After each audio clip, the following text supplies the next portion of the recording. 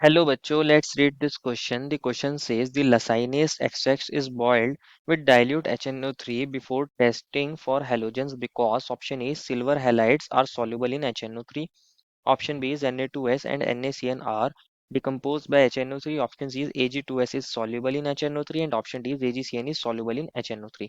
बच्चों इस क्वेश्चन में हमसे पूछा गया है कि अगर हम लाइसाइनिस एक्सट्रैक्ट को बॉयल क्यों करते हैं डाइल्यूट HNO3 के साथ जब हम उसका टेस्ट करते हैं हेलोजेंस के लिए। तो फर्स्ट ऑफ ऑल बात करते हैं इस क्वेश्चन में हमारे की कंसेप्ट के बारे में। की कंसेप्ट क्या होगा हमारे पास, लासाइनेस टेस्ट फॉर हेलोजेंस। कि लासाइनेस टेस्ट हेलोजन के लिए कैसे करते हैं, लासाइनेस टेस्ट फॉर हेलोजन। और समझते हैं क्या क्या हमारी कंडीशंस होती हैं, कैसे कैसे इसको परफॉर्म करते हैं। बच्चों लासाइनेस टेस्ट एक हमारे पास इंपॉर्टेंट टेस्ट है जिसकी हेल्प से हम अपने कंपाउंड्स के अंदर नाइट्रोजन, सल्फर, हेलोजन और फास्फोरस को आइडेंटिफाई कर सकते हैं। तो इसके अंदर होता क्या है, अगर मैं पर्टिकुलरली बात करूं हमारे हेलोजेंस की, तो हम क्या करते हैं, first of all sodium extract को प्रिपेयर करते हैं। अगर मैं अपने ऑर्गेनिक कंपाउंड को ट्रीट करा देता हूँ, अगर उसके अंदर हेलोजन होगा, ऑर्गेनिक कंपाउंड कंटेनिंग हेलोजन जिसको मैं एक्स से रिप्रेजेंट करा रहा हूँ, अगर मैं इसको ट्रीट कराता हूँ सोडियम मेटल के साथ, फ्यूज कराते हैं, तो हमारे पास यहाँ NaX बन जाता है, दैट इज सोडियम हेलाइड।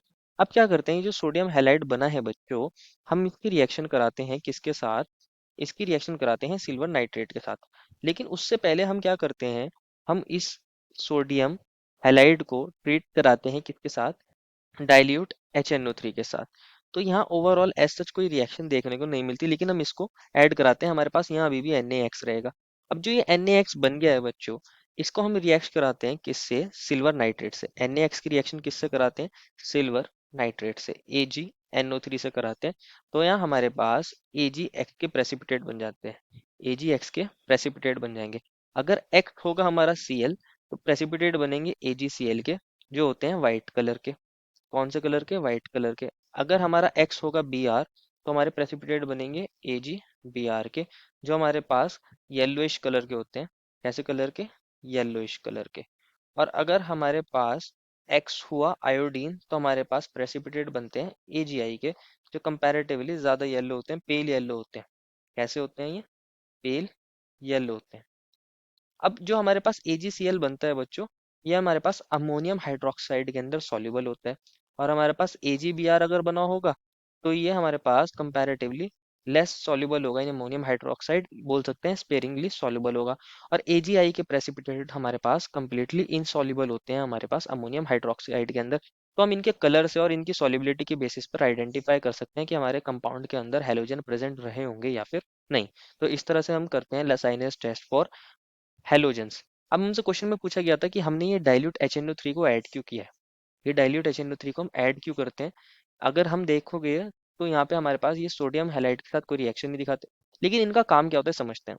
मान लीजिए जब हम सोडियम एक्सट्रैक्ट को प्रिपेयर कर रहे थे, हमारे पास ऑर्गेनिक कंपाउंड था और हम सोडियम एक्सट्रैक्ट को प्रिपेयर कर रहे थे, इसके अंदर हम इसको सोडियम से ट्रीट करा रहे थे, फ्यूज करा रहे थे, तो हमारे पास NaX बन रहा था।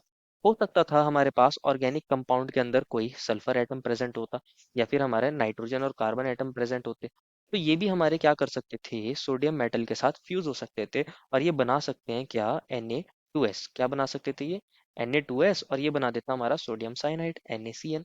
तो अगर हमारे ऑर्गेनिक कंपाउंड में हेलोजन के साथ साथ सल्फर और साइनाइड ग्रुप प्रेजेंट होंगे, तो क्या होगा समझते हैं। क्योंकि अगर मेरे ऑर्गेनिक कंपाउंड में सल्फर और साइनाइड ग्रुप प्रेजेंट होंगे, तो जब हम इनको AgNO3 के साथ ट्रीट कराते हैं, अगर हम जब AgNO3 के साथ अपने मिक्सचर को ट्रीट कराएंगे, तो हमारे पास ये जो Na2S है, ये क्या करेगा, हमारे AgNO3 के साथ रिएक्शन कर जाएगा और क्या बना लेगा ये Ag2S। इसके ब्लैक कलर के प्रेसिपिटेट होते हैं, ब्लैक कलर के प्रेसिपिटेट होते हैं। और सिमिलरली अगर वहाँ मेरे पास NaCN रहा होगा, अगर नाइट्रोजन एटम प्रेजेंट रहा होगा इनिशियली ऑर्गेनिक कंपाउंड के अंदर, NaCN बच्चों हमारे पास AgNO3 के साथ रिएक्ट करके क्या बना लेता है, हमारा AgCN। और इसके कैसे कलर के प्रेसिपिटेट होते हैं, इसके वाइट कलर के प्रेसिपिटेट होते हैं, इनके वाइट कलर के प्रेसिपिटेट होते हैं। तो अगर मेरे पास हेलोजन भी क्लोराइड प्रेजेंट होगा, तो उसके भी वाइट प्रेसिपिटेट और यहाँ AgCN के भी वाइट प्रेसिपिटेट, तो आइडेंटिफिकेशन करना मुश्किल हो जाएगा कि नाइट्रोजन प्रेजेंट है या फिर हमारे पास हैलाइड प्रेजेंट है। इसलिए हम क्या करते हैं, दोनों को हम डाइल्यूट HNO3 ऐड कर देते हैं। Na2S अगर प्रेजेंट रहा होगा और हमारे पास, या फिर NaCN प्रेजेंट रहा होगा, तो डाइल्यूट HNO3 क्या करता है, इन दोनों को डिकम्पोज कर देता है, डिकम्पोज कर देगा इन दोनों को।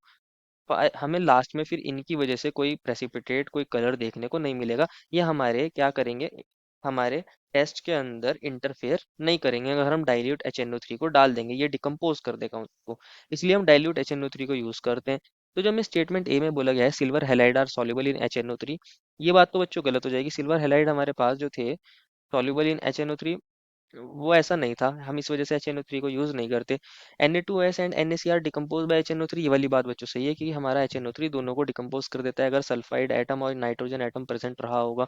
Ag2S is soluble in HNO3 बच्चों, ये वाली बात अगेन हमारी कैसी हो जाएगी, गलत हो जाएगी। हम HNO3 का इसलिए ऐड नहीं करते कि Ag2S हमारा सॉल्युबल होता है HNO3 का। मेन फंक्शन क्या होता है HNO3 का, हमारे Na2S और NaCN को डिकम्पोज करना, जिससे वो हमारे टेस्ट के अंदर इंटरफेयर ना करे, हमें हमारे सल्फर की वजह से और साइनाइड की वजह से वाइट या ब्लैक प्रेसिपिटेट ना देखने को मिले।